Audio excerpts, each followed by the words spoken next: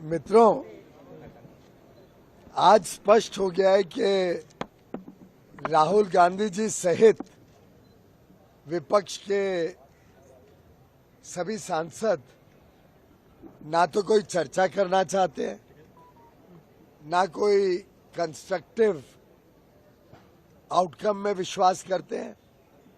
Election commission को अपने संवैधानिक दायित्व को भी पूरा नहीं करने देना चाहते हैं और इनका कोई हेतु एसआईआर के विरोध में नहीं है। जो घुसपैठी इस देश में आए हैं या जो इन्होंने खुद ने अपनी अपनी सीटों में लोगों को गलत रजिस्टर करा के वोटर बनाए, अपना झूठ, अपनी चोरी छुपाने के लिए शायद ये पूरा यहाँ पे नाटक कर रहे हैं। इलेक्शन कमीशन में आज गए थे। इलेक्शन कमीशन ने बड़े इज्जत से इनको कहा कि हमारे साथ आइए, बातचीत करिए। वहां पे कॉन्फ्रेंस रूम में 35 की कैपेसिटी है, 3 इलेक्शन कमिश्नर है। तो कहा गया कि 30 अलग अलग पक्षों के नेता, 2-2 नेता एक एक पक्ष से आ जाएं और खुली चर्चा कर लें। इनका तो इतना बुरा हाल है कि आपस में इतना भी समझौता नहीं कर पाए कि 30 लोग कौन जाएंगे इलेक्शन कमीशन के पास चर्चा कर। आपसी विवादों में घिरे हुए हैं।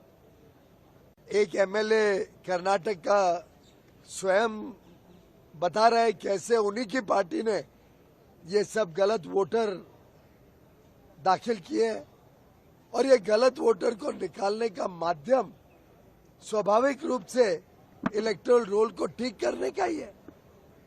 तो मैं समझता हूं कि इलेक्शन कमीशन को अपने कार्रवाई करने से रोकने के लिए राहुल गांधी जी और उनके मित्र पक्ष के नेता ये गलत विवाद खड़ा कर रहे हैं, छुप रहे हैं अपनी गलतियों के पीछे। जो सुधार हो रहा है उस सुधार के खिलाफ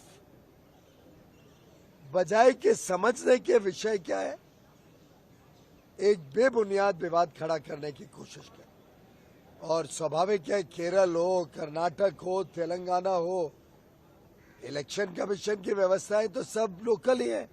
डिस्ट्रिक्ट कलेक्टर और डिस्ट्रिक्ट ऑफिशियल्स वही इलेक्शन कमीशन होते हैं, वही चलाते हैं। तो हर एक राज्य में उनके राज्य के जो इलेक्टोरल ऑफिसर्स हैं वो सुधार अगर करते हैं और ईमानदारी से अच्छी इलेक्शन लिस्ट बनती है, वोटर लिस्ट बनती है, वो हम सबका सामूहिक प्रयास होना चाहिए। तो राहुल गांधी जी देश को जवाब दें, पार्लियामेंट में महत्व का काम होने नहीं दे रहे। देश को आगे बढ़ना है, बड़ी चुनौतियों के सामने हमने देश को आगे लेके जाना है। विश्व की सबसे तेज गति से बढ़ती हुई अर्थव्यवस्था को और बल देना है, युवा युवतियों को नए मौके देने।